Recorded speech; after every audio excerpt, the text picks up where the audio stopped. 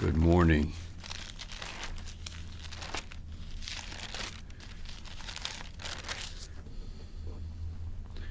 This psalm is about, there's certain verbs in the first series. Fret not yourself because of evildoers, verse 1.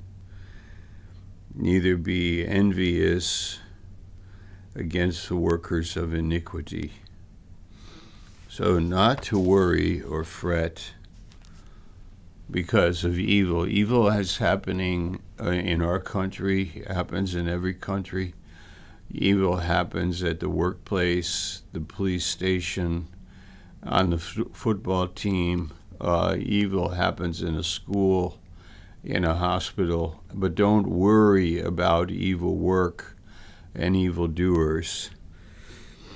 And then don't be envious against the workers of iniquity. When the worker of iniquity succeeds, gets a lot of accolades, maybe money, reputation, power, don't be worried about it, it says, or envious.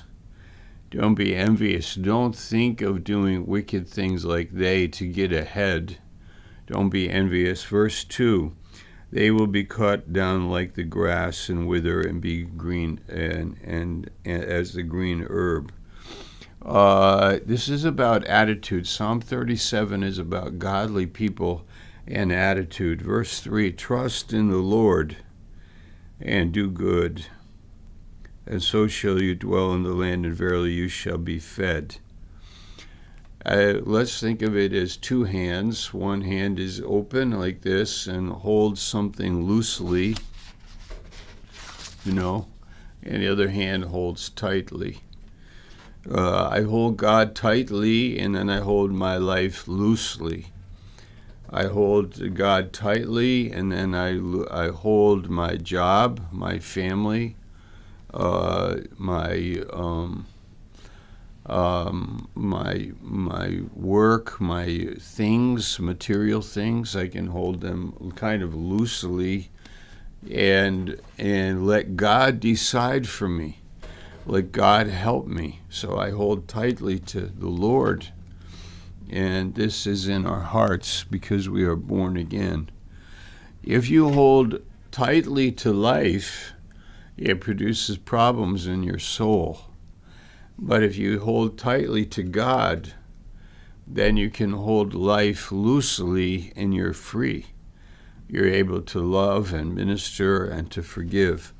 Dr. Stevens, in a booklet called Don't Quit, says, loneliness is for those who don't know God in body life.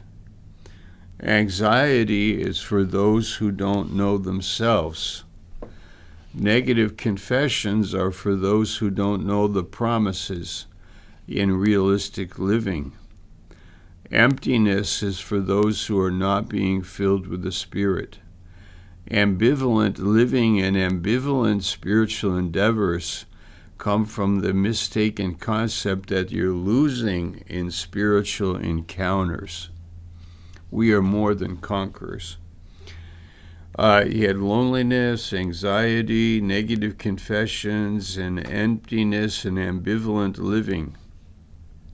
All right, now, another way of saying that is if I can hold tightly to God, then I'll find my satisfaction in God, and I'll take what I get in my life. All right, verse 4, delight yourself also in the Lord, and he shall give you the desires of your heart. Delighting in the Lord. Verse 5, commit your way unto the Lord. Trust also in him, and he will bring it to pass. Verse 7, rest in the Lord. Verse 8, cease from anger. Verse 10, a little while, and the wicked shall not be. Verse 11, but the meek shall inherit the earth. These are great promises and counsel for us, because we have this principle operating in our life, that we can hold life kind of loosely in our hand, and you don't have to grab a hold of it and control it and in a way manipulate and keep it, but instead we give that up. We hold tightly to God in delighting, in committing, in trusting, in resting. And the meek shall inherit the earth. God will give us that new life. And this is a great promise. Lastly, last night in homiletics class, we played a clip from Billy Graham, 1957, Madison Square Garden. And I intended just to play 5 or 10 minutes to kind of study his style, presentation, and delivery. But the message was so good, so passionate. He has such authority in his message that we watched the whole thing, 40 minutes message. He was amazing in the power that he had spiritually. And he got the audience, and he declared and ministered. And when I went home, when we had a talk after with the students, and we had a great time last night, and when I went home, I just went for a walk praying that God would raise up another man like that, and maybe even out of our class, maybe out of our school.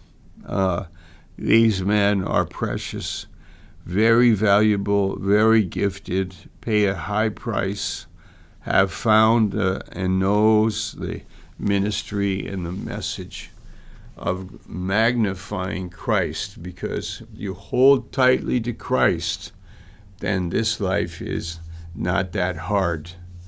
It's not our job to manage our life like that, but it's our blessing to live our life and watch God do things. Amen. God bless you. I was thinking of Yuka and Helena Patrikainen, Pastor Yuka, this morning, praying for you. Love you very much. God bless you.